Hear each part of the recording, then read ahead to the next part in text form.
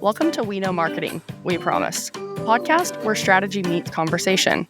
We're Naoma and Kelsey, two agency owners who live and breathe branding and marketing. We're here to share real stories, smart strategies, and fresh ideas to help you build a brand that actually works. So grab a seat and your favorite drink and let's dive in. Welcome back to a bonus episode of a little behind the scenes of how this all started. Yeah, how did we start the podcast? We were trying to pull information from our brains on this Monday morning. Yeah, after a long weekend of trips and... Yeah, what did you do all weekend? I went to a beautiful wedding. Oh, yeah. It was gorgeous. And then I got home and I felt like Cinderella because I had to get home before the babysitter leave. You're like, I gotta rush out the door. Yeah. Okay, but how did this start? So I think this story actually kind of tells two things. One, the power of social media and like staying connected. And then two, the part of being a business owner where you just say yes and you figure it out as you build. Yeah. So we met pre-COVID. It was for sure pre-COVID. Because none of us had children. And I was co-working at the Treasury and kind of started to get involved with women there, but previously had no interaction with the business community in Oklahoma City at all. Yeah, I went to an event there. I remember meeting you there. I think it was an event. Hannah Schmidt connecting us. Yeah, shout out. She's a connector. But I met you there, and then we just kind of followed each other on Instagram and maybe LinkedIn. Yeah, I feel like it was Instagram first because at that time I wasn't on LinkedIn either. I didn't start really posting on LinkedIn until 2021. So it had to have been Instagram, but you have walls up. And so I thought you for sure hated me. And so I was like, I get this a lot, which I don't know how to fix it, but I do get this a lot. For all of you who think that I hate you, you would know if I hated you. There would be no doubt. So just clearing the air there. You say that and that causes more anxiety for people because they're like, oh, then what I'm picking up on is accurate. She does hate me. I think if I'm saying hi to you or I'm waving at you and acknowledging you, we're good. That's good. I'm just focused. You didn't hate me. No. I didn't hate you. I think you kind of weren't sure if I liked you either. Yeah, you gave off the same vibe. I was like, oh no, maybe we've both just been hurt. Yeah, we both were like, wait, she doesn't like me for probably years, honestly. Oh, yeah, absolutely. Yeah, because we didn't really talk. I just knew of what you were doing, followed you on Instagram, and then that led me to call you for my brand and interview you. Yeah. To see if I wanted to go. I forgot about that part. Yeah. I think that was a big piece that we forgot about. Yeah. That was, I had just moved back. So that was like 2021, 2022, somewhere around there. It would have had to have been 21 because we launched in 22. No, we launched in 23. Yeah. June of 23. So it was either 21 or 22. I called you, wanted to know what it looked like to do a brand. You sent me a really long email with a really long proposal. And I don't know if I read any of it. And I was like, man, I wish she would have taken me through this on a call. And now I do that. Now she does that. That was the feedback I got. And actually, I think you were the one that gave me that feedback. I did, yeah. Because every time I would lose a proposal, I would ask, hey, what made you not choose me or whatever, just real candid feedback. And usually people don't answer. And if you get if you get an email from somebody that's like, hey, can you give me some feedback as to why I was not chosen? Please give them feedback. Like they really are, if they're asking for feedback, they want it. Yes. And they can handle it. Yes. Because that was the first thing when you sent me that email and you were like, hey, why did you end up not choosing me? And I sent you back a very candid email because first off, I respected you a lot in the community and you were asking. And I know I get super anxious around asking for feedback because I'm so afraid of what people are going to say. But it's actually a really good thing because you can only grow from there. And it's like, oh, well, I'm blinded to that. Like, it's nothing to beat myself up over, but it's like, hey, let's improve this area. Yeah. And I have a hard time doing that. So I was like, man, that's really rad that she would even ask. Yeah, it is a little scary, but it really only short term. Yeah.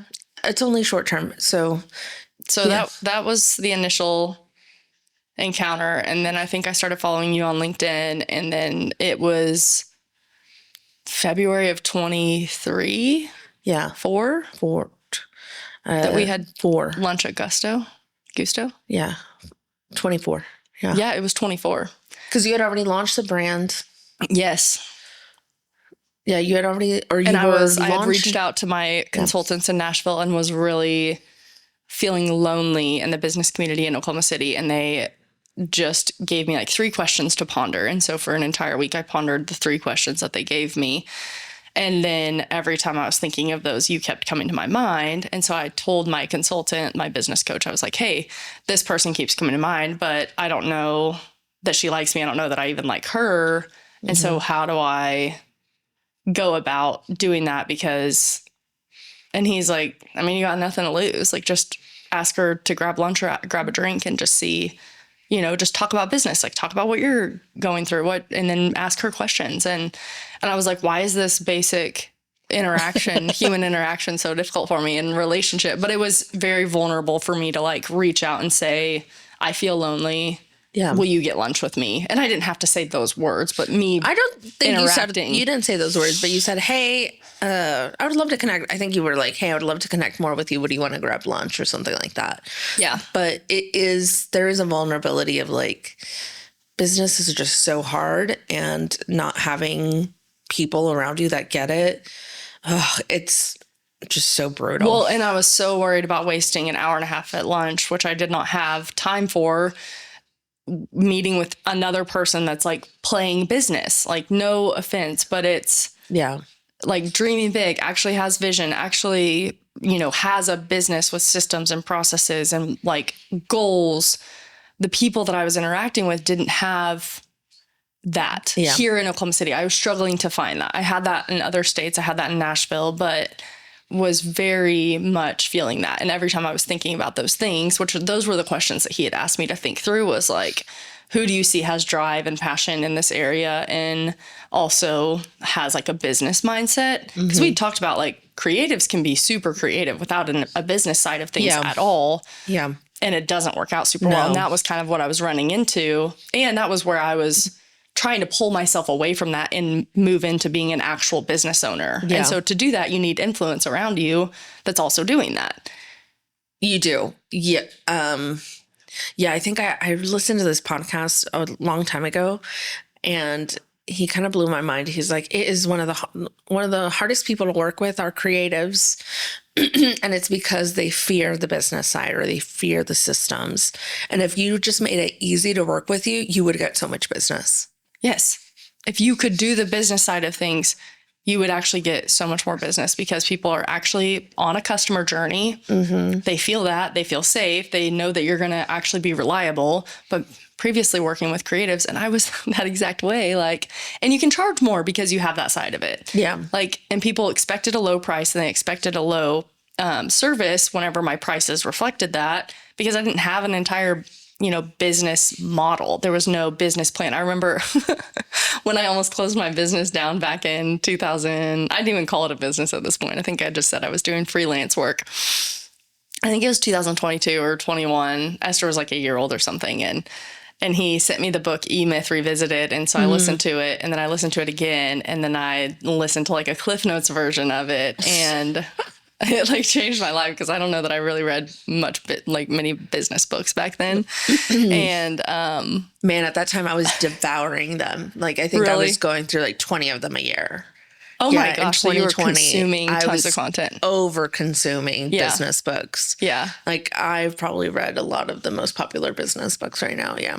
Well, I mean, that's good. That's great. That's what started me to actually read business books. And then I kind of just went down this entire like journey of, I think that year I read about 20 of them too. Yeah. And one of the main things that I walked away with that was like a business plan, just simply a business plan. And the mentor, the guy that had run multiple businesses that had sent me that book, he reached out and was like, I am happy to meet with you when you have a business plan, But he was not willing to continue to entertain conversations with me until I was able to take ownership and put together an actual plan. And then he would meet with me. So I did that and wrote it down. But I wanted to be like babied into writing this business plan. And part of like doing that side of things is you have to take the reins and like own it. You've got to. Well, it's so hard to write a business plan for somebody else. Like you're the visionary, like Right. you're the one that knows what, like it's like trying to build a boat and an airplane and a car all at the same time. And you don't really know, like other people don't know how much of what needs to be put together for your thing. Yeah, there's just no way it was going to work. There's But I no kept way. like wanting to have conversations with him. And he was like, hey, I'm happy to help when you get the business plan. But like, he's a busy business owner too. And so he kind of shut me down. And I was like, He's like, I'm done with these conversations. You're just taking out my time. exactly. Yeah. And I needed that because that was like, oh, that just set like a boundary that I think really helped me also realize that that's not rude. It's actually kind. Yeah. It's very clear. I also remember when I was fresh in business, like I loved playing business. I loved playing that I was busy, that we were doing all this stuff, that I like over glamorized the busyness. And when I look back on that, I'm like, you were so stupid. You could have done so much more with your freaking time. You were wasting it. You're wasting it over here trying to like glamorize. I don't know.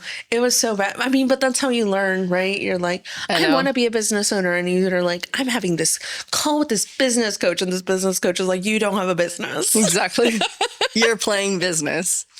Yeah. Yeah. So that's how we got to the place of meeting at Pizzeria Gusto, having lunch for an hour and a half. And I was like, oh, wow, this is really good. And I think we walked away from that realizing we should do some type of like referral partnership. And then Yeah. it led to that. And Yeah. then we had several conversations just with clients potential clients that would come in. Just pinging stuff back to each other. Yeah, of like, hey, is this something that you would do, or is this something I would do? Like, I think we just kind of were going back and forth with different opportunities that were coming in the door. And you had a lot of people coming to you at the time for marketing.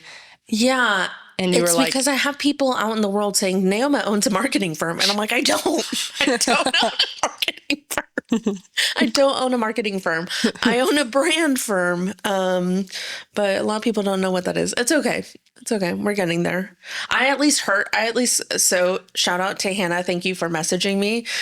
I never met you in real life, but I guess you listened to the podcast, and she DM'd me and she was like, hey, I understand what a brand is now. And I was texting Kelsey and I was like, you know what? I think my job is done.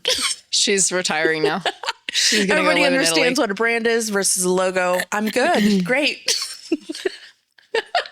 There's still more to be done. You There's a got lot one more. person. Huh? I You got one person. I know. We're going after way more. I don't know. Maybe we should put a number on that. But yeah, that's how that started. And then we had, I think, some Zoom calls, or we were Instagram DMing because I refused to give my number out to people I don't really know. She would not give me your number. And I didn't realize she didn't have my number. So, I was like, well, I guess I thought we were friends, but we're not because she won't give me her number. So I guess she does still hate me. And she does say she'll make it clear. So maybe this is her making it clear. no. But come to find out, she didn't hate me. And I think we just kind of started chatting more. And then I feel like there were things like you moved into the Verge, you got your new office. And I remember coming up there, and that was a big me like moving towards you. Yeah. Like, oh, I want to see your office. And I think we just kind of started talking a little bit more Yeah. about things. And Just business. Just how it running was a business all is business hard. until like It's always been business. I don't know what you're talking about. It's like I know, business but and no- then motherhood. right. We started talking about motherhood at some point, but it was pretty long after we became friends that we started talking about motherhood, and our kids actually started playing together. And I met your son, you met my daughter. Like, it was a long time though. Yeah. I think you were the first person to kind of point out that I'm a pretty guarded person, and I didn't realize it as much. Yeah. But yeah, I don't remember when our children met, but yeah, after that, it's been Been over. I think I have Esther's socks in my car right now, actually, that I need to give you. You for sure do. But yeah, then we're like, let's have a holiday cocktail. That's right. Yeah. So you did come over and saw the new office, and it was still not totally put together, but it was fine. And then we went down and had a drink down in the club. And I told you about, how in December I always kind of feel like I hit burnout. Just, I'm so tired from the year. And at Nova, we closed 2 weeks in December. So we close right before Christmas all the way through January 7th, because we celebrate Three Kings Day, which is January 6th. So we kind of take an extended, we don't come back right on the 3rd or whatever when people come back. Because I'm like, who needs a logo on the 27th? Like, everybody can wait. Right. But we were just talking about how it gets exhausting and burnout. And that's the time that I really start to kind of dream. And that the year before I had been so burnt out that like I could not even open my computer. But then I had this dream of wanting to start a podcast that I'd been doing it, thinking about it for like 2 years, had talked to people, I'd bought equipment and had like literally. That's right. Because I think this is the time that you like opened your computer and you were even showing me kind of your vision for the next few years and kind of your playbook and your game plan. And you were like, I don't even know if this is what I still want to do. Yeah. And then you brought up the podcast because it was on that spreadsheet that you'd showed me. And I was like, oh, Yeah. I've always wanted to start a podcast. Yeah. And you're like, really? And I was like, yeah, like I've always wanted to, but there's no way I would have the capacity to do it. That's the problem, was like the capacity of like, oh my gosh, I have to learn this new thing alone again. Like this is If we only knew how hard it would have been, we would have never, ever done this. I mean, now I'm like thinking back and I'm like, that's like the narrator of like, if they only knew what they're getting themselves into. I mean, that's the kind of same when it's like you're starting a business. They're like, if they only knew how freaking hard this would be, they would not be doing this. And then, which we should already have known at least. Kind of with running businesses. Like I didn't have high expectations. I think you had higher expectations than I did. Mine were pretty low because I was like, if you have no expectations, it can only go up from here. Yeah, I definitely had higher expectations then. And it's because you're a social media agency. So you're like video, story, like all this. I was like, let's just get an episode out. Like, who cares if we can hear Kelsey or not? Our first episode, you actually can't hear me at all. The first 5 episodes in Mexico City, you cannot hear anything except for me laughing. And I'm pretty sure we both had like the flu on the sick. Yeah, we were both very sick. Yeah, that was horrible. I don't recommend traveling when sick. It was horrible. Which, I mean, neither one of us knew we were sick when we didn't until the end. Yeah. Until the end. But I think right after we decided we were going to launch the podcast, it had to have been the week of New Year's that I texted you and said that I booked a flight to. Yeah, you did. We talked about it like December 18th, and then January 2nd, she's like, I booked my flight to Mexico City, so tell Harrison because we're going. I was like, and she like booked it for like February 7th. I was like, oh, okay. I was like, we're going to go to Mexico City, and this gives us this much time to get our stuff in order. And LOL. And we did have a like set date, I think, from our conversation in December to like March. Yeah, to launch. So I was like, if we're going to do this, we need to do this. And if we're going to travel for the first one, then we need to do it. Yeah. And the reason we have not traveled since is because we're figuring out tech issues. Yeah, we've had some serious issues. So we've traveled around Oklahoma City trying to figure this out. We really have. We were at my house at one point. We were in the Citizen multiple building. Places in the Verge. Now we finally have a studio that we're going to get some furniture for. Yes. But we are going somewhere else because I booked a flight. And I still need to tell Harrison. Because I booked another flight for November, and I texted her and I said, I found some cheap flights, so we're going to go. And these are the dates that I booked the flights for. So wish us luck on that. You may or may not hear those episodes. Hopefully we can find a studio there we'll figure to it record. We'll figure it out. Or, I mean, we have Taylor's help now, so it'll be okay. We'll just call him crying. That would probably happen. Yeah, so that's pretty much how the podcast got started. Trying to think of other things. You started on the branding. I pulled my team into the social side of things. But like, this was probably the fastest brand my team has ever built. Yeah. Like we came up with a name over drinks, over margaritas, obviously, in December. Yeah. And it was just kind of cheeky, funny. We know marketing, we promise. Like we were like Pinky Promise. Yeah. And then, man, we were trying to figure out how to combine both of our brands. So like if you really look closely at the brand identity, you'll see like the tomato-y color from Stevie Social is in our brand. And then the hot pink from Nuevo is also in the brand. Yeah. And to merge, this is probably the most colorful brand identity we've ever made. I think we have like 8 colors. That's crazy. Yeah. It's so cool though. I love the way it turned out, and I love the dark green because I think it pulls the two really bright. Yeah. Because it was, together. We're messing with harder colors. But yeah, that was how this all started. Yeah. So if you think that you can start something, you can. It's just not going to go according to plan. And you might be sitting here how many months later? I don't know. It's September now. I can't do math as we all discussed. Six-ish months. Yeah. About 6 months of us doing it. And we're 27 episodes in. We thought we were 26. No, we thought we were 27. No, this is episode 29. This is 29. Yeah, this is episode 29. We've done it. I can't believe it. So thanks for following around along. I seriously don't think I could have done it, though. I would have quit a long time ago had we not chosen to do it together. Because I can only handle so much, and I'm already in that lane with Stevie that it's so hard that I don't think I could do another. This is so hard alone. I would have not. I would still be thinking about doing it. Yeah, you wouldn't have even started it. Just because I'm also a perfectionist. I'm like, I would have waited and then wanted to have a few record it. Anyway, it would have just been a whole...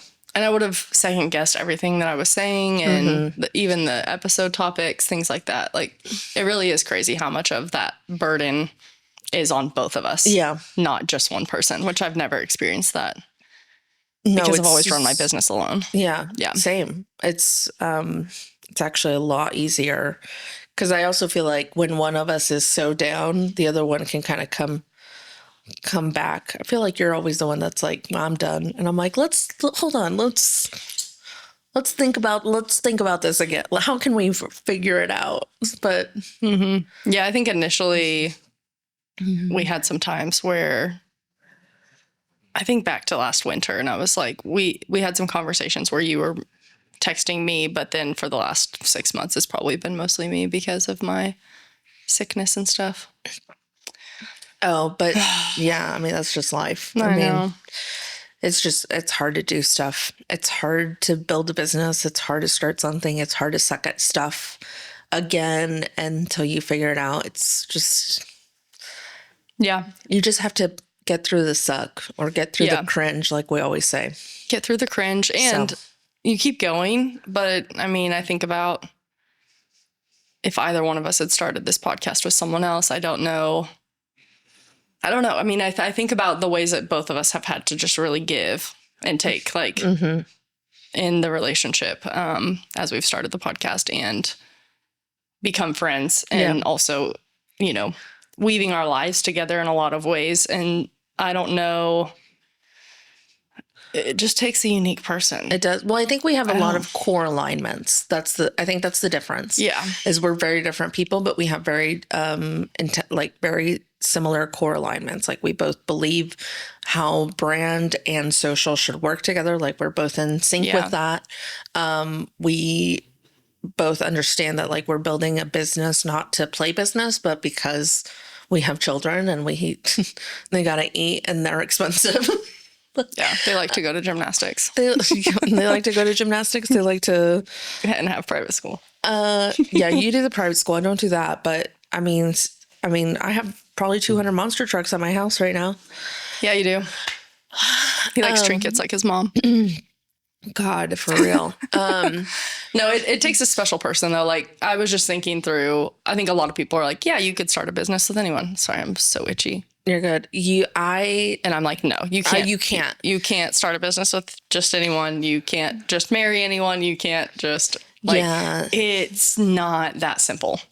No, because I have started It's like, business. if you just try hard enough and you just do enough, you can make it work. And I'm like, I don't know that I believe that. No, well, I've also been reading a lot of like the feminine and the masculine, and like to really, I don't know, like if you're a woman business owner, you cannot just like plow through things like men do, like the waking up at 5 a.m., the cold bath, the just like that is not how we build businesses. We build businesses around community, and it's really, really hard to find community in the business world that are women, that are female. It's not as prevalent. And for people, then there's also the difference of like, is this a business or is this like a play business or is this like an MLM? Mm-hmm.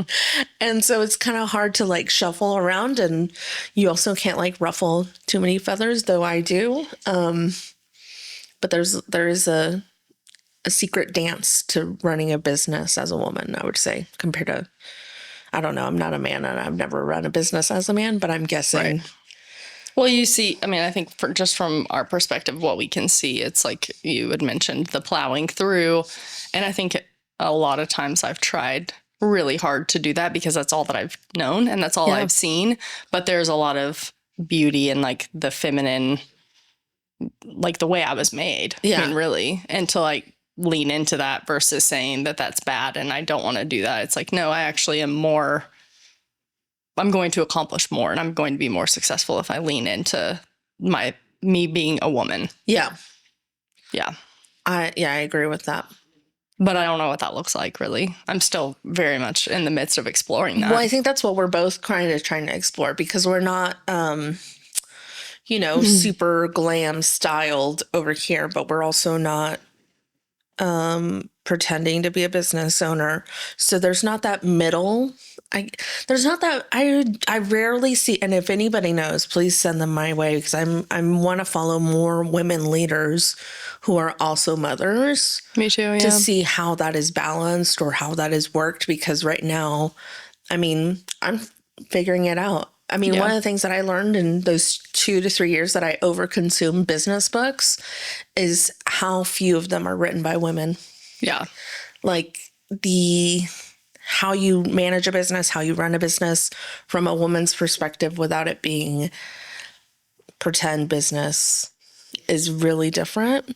Yeah. And I wish there were more books on it. Yeah, I think about that too. Even with the financial side of business, I've read a lot of women business owner books, and I look up to a lot of on LinkedIn, things like that. I think the first one I read was Radical Candor. Mm-hmm. Super great book, also written by a woman. Great TED Talk, yeah. Great TED Talk too, yes. But I would love to hear like the financial side of things from a woman, and like what does that look like uniquely feminine versus everything is so black and white in these conversations that I'll have with men.